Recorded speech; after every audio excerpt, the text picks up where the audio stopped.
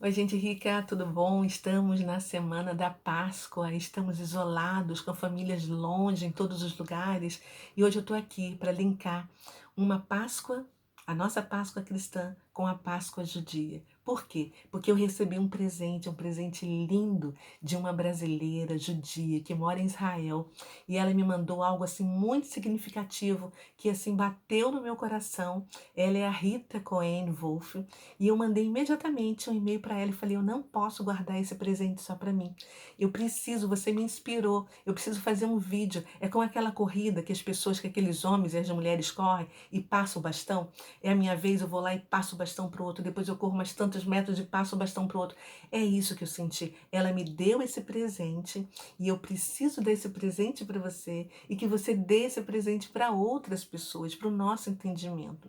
É assim que fazem os judeus. Desde que eles saíram do Egito, Deus estabeleceu como festa eterna, uma celebração, e todas as Páscoas judias, que se chama Pêssar, que eles sentam com a família, onde quer que eles estejam, no mundo inteiro, espalhados pela América do Sul, América do Norte, África, Oceania, não importa onde, eles vão estar sempre com os olhos voltados para Jerusalém e vão ler o livro de Êxodo.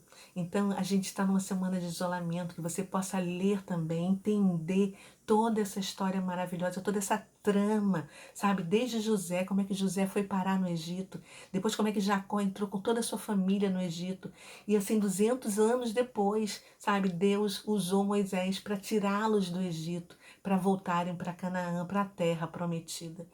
Então, todo esse significado hoje eu recebi como um presente de uma maneira muito diferente, uma visão alternativa. E eu acho isso tão importante, tão legal, que a gente precisa realmente conhecer várias mentes para poder entender várias coisas. Eu, quando penso nisso, eu penso sempre em Paulo, que Paulo, ele, quando foi para a Grécia, ele queria tocar o coração, né, dos atenienses, e aí ele, passeando lá pelo Aerópago, ele viu que tinha assim várias homenagens a diversos deuses. E aí ele, conversando com os atenienses, ele falou: eu vi que vocês têm assim vários deuses, que vocês são pessoas muito religiosas, mas eu vim aqui hoje porque eu vi que ali tem uma placa de um Deus desconhecido. E é sobre esse Deus que eu vim falar para vocês. Não era por acaso que tinha uma placa ali de Deus, um Deus desconhecido. Tinha toda uma questão. E ele, um homem estudioso, um homem que sabia de muitas coisas, ele chegou para atingir e conquistou vários corações. Então eu sempre fui uma pessoa que eu acho que a gente tem que ter uma visão ampla. E a gente estabelece a nossa cosmovisão através dos saberes e do conhecimento de várias pessoas, não só da nossa religião. A gente precisa abrir a nossa mente para conhecer o que as outras pessoas sentem, o que elas pensam, como elas se veem. Porque aí a gente estabelece, sabe, um link. Histórias linkam pessoas.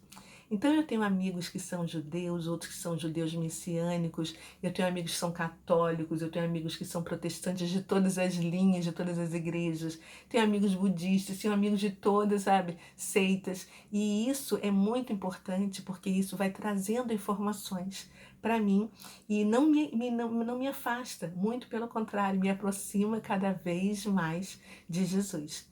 E hoje eu tenho assim dois agradecimentos para fazer, e eu vou fazer hoje publicamente. Primeiro para o meu irmão, porque meu irmão, desde pequeno, nós dois juntos, nós orávamos não, nós rezávamos, nós éramos católicos.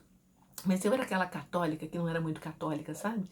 Ele não. Ele queria, inclusive, ser padre. Ele vivia com a Bíblia dele. E eu estava sendo uma busca frenética. Eu queria saber da verdade. Então, eu participava de tudo, de todas as religiões, lia todos os livros, participava de todas as seitas, fazia milhões de coisas. Eu era, assim, muito livre em todas as minhas coisas. Nunca me envolvi com drogas, nunca me envolvi com libertinagem, nunca me envolvi com nada de crime, mas eu me envolvi com milhões e milhões de pessoas, de culturas diferentes, de diversas tribos.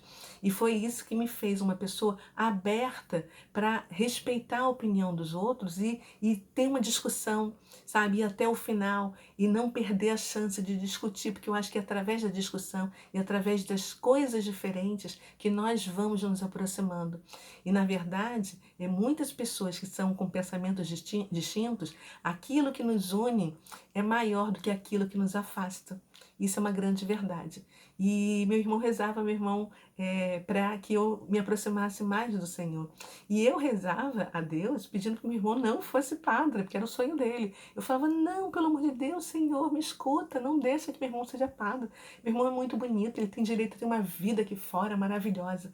E acabou que Deus ouviu tanto a mim, que me aproximou, né, do meu irmão, e meu irmão não virou padre, hoje ele é pai, ele é avô, e ouviu o meu irmão, que eu me aproximei do Senhor. E aí eu tenho vários amigos. Aqui em Búzios eu tenho assim vários amigos pastores. Lá fora também, no mundo, vários amigos pastores que a gente se fala por telefone e tudo mais. Eu conheço, sabe, tenho amigos judeus messiânicos, tenho amigos pastores, tenho amigos padres, tenho um amigo também que é muito legal, ele já faleceu, é o Frei, eu não sei se ele faleceu, tá? Perdão, mas eu não tenho mais contato com ele. Foi o Frei Vicente. Ele foi meu professor de religião no Colégio Santo Agostinho. Eu tinha 15, 16 e 17 anos. Durante 3 anos ele me ensinou religião. E durante 3 anos eu acho que eu fui a aluna mais chata dele. Eu perguntava absolutamente o que eu podia e o que eu não podia para aquele homem. Eu acho que ele ficava assim enlouquecido comigo. Mas ele gostava de mim, eu gostava dele. Tanto é que passaram-se anos, né? Minha irmã, ela é 8 anos mais nova do que eu. Nessa época eu tinha 15, ela devia ter 7 anos de idade, né? E ela nunca estudou no Colégio Santo Agostinho, mas depois que ela se formou em português e literatura, ela foi ser professora do Colégio Santo Agostinho. E lá, o Frei Vicente, que na época eu acho que ele era diretor, ele foi ver, analisar o currículo dela e viu o nome dela e virou para ela e falou assim: Você, por acaso, é irmã da Cristiane Marques de Oliveira? A minha irmã, sim, sou. Ficou assim preocupada, né? Ele falou, ela foi a minha aluna de religião. E com tanta alegria, a lembrança dele, de mim, era tão querida que minha irmã ficou muito feliz. Nessa época eu morava até na Alemanha. Depois ela veio me contar isso. Olha que bacana, né? Então, as perguntas, a insistência, a vontade de saber, a vontade de querer, de estar junto, isso envolve as pessoas. Isso é muito importante, gente. E aí, hoje eu vou contar para vocês essa história que eu recebi dessa judia, que ela é psicóloga, ela é brasileira e mora em Israel. E hoje ela me trouxe um presente maravilhoso. Diariamente ela me manda presentes. Eu ouço assim pérolas, né, de histórias que ela me conta. E hoje foi um presente maravilhoso que em relação um outro olhar da Páscoa judia, que eu quero contar para você exatamente como é que é. O que vai acontecer? Amanhã, dia 8 de abril, todos os judeus vão estar juntos, como podem, nesse isolamento, mas eles vão ler o livro de Êxodo. Por que eles fazem isso de geração em geração? Para que eles possam ressignificar, para que eles possam se reabastecer, para que a identidade livre deles possa ser passada de pai para filho, de filho para, sabe, neto, e aí formar aquela identidade.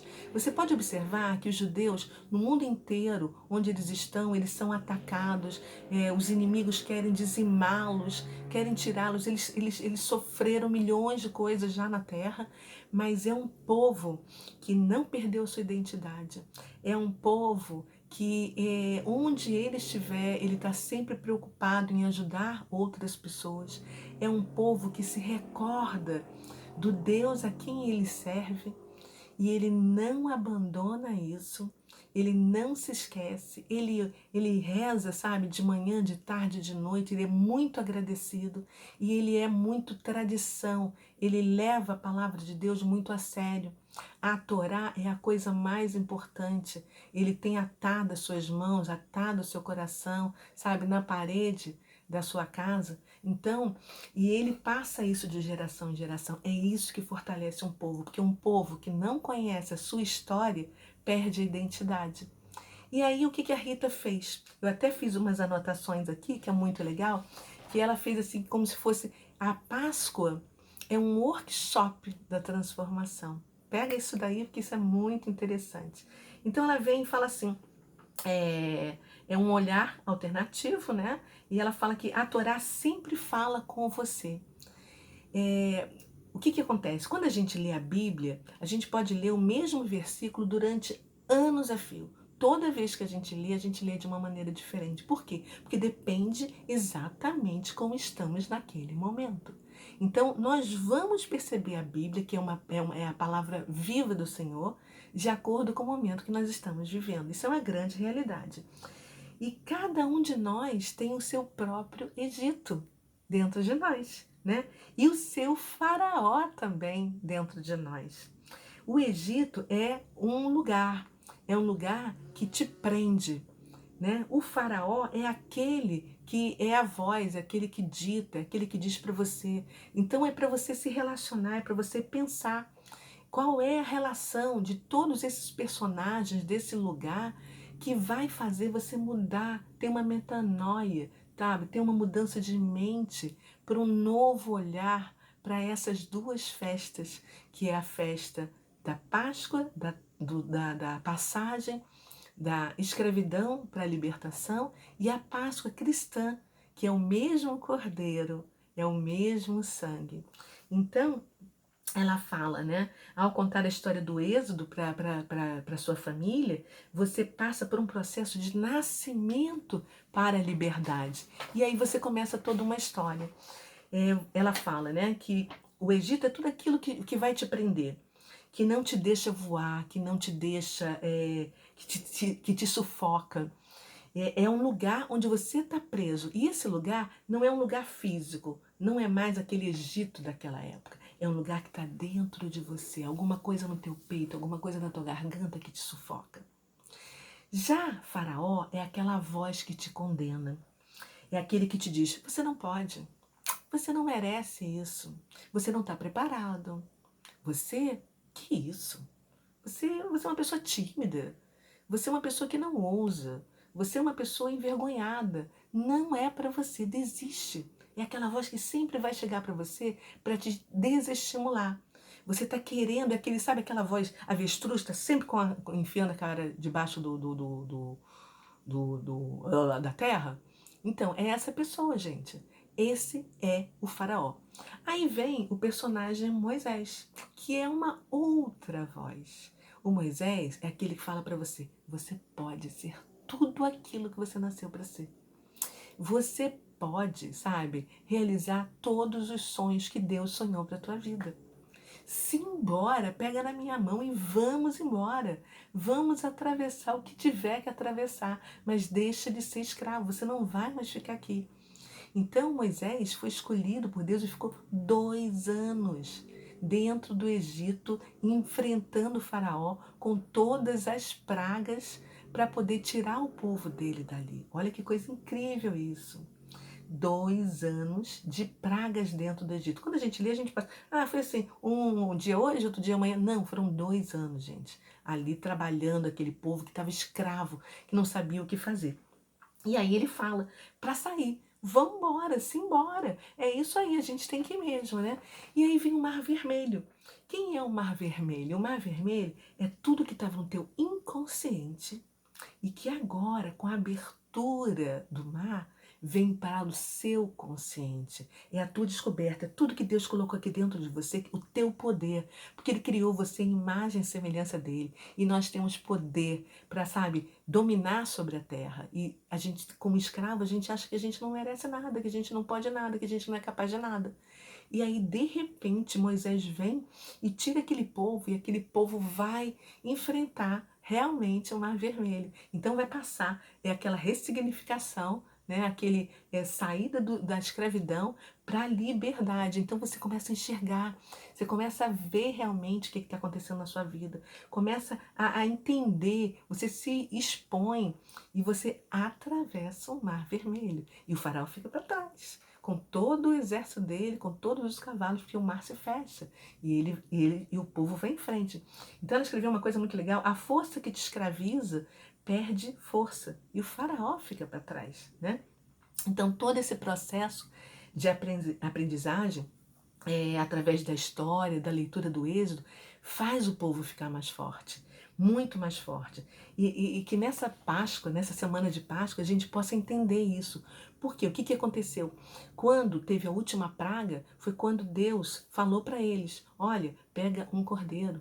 E o cordeiro era um dos deuses, era um símbolo, era uma coisa muito forte para os egípcios. Só que os judeus estavam tão fortes naquele momento, com Moisés ali, que eles pegaram o cordeiro e nós vamos sacrificar. O sangue daquele cordeiro foi colocado, sabe, na porta deles, porque o anjo mau ia passar e ia acabar com todos os primogênitos de todos os egípcios. E aquela casa que estava selada com o sangue do cordeiro foi salva e pôde sair da escravidão para a liberdade.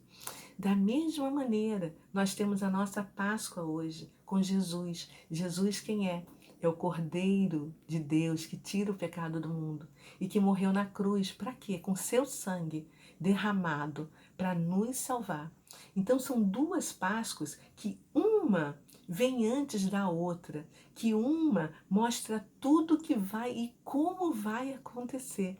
É isso que a gente precisa entender e precisa linkar essas duas Páscoas. A Páscoa dos nossos irmãos judeus que vieram para ser luz na terra, para antecipar e para, sabe, estar presente sempre. E a Páscoa dos cristãos que hoje estão com Jesus. E os judeus também serão alcançados, porque eles estão esperando o Salvador, que é o mesmo nosso Salvador.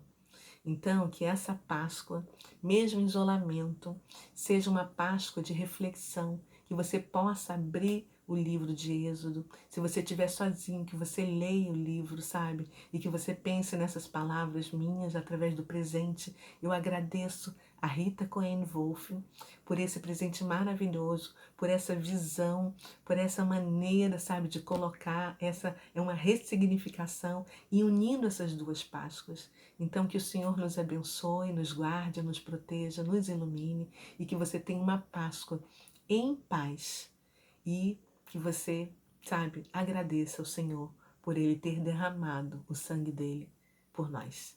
Um beijo e tudo de bom.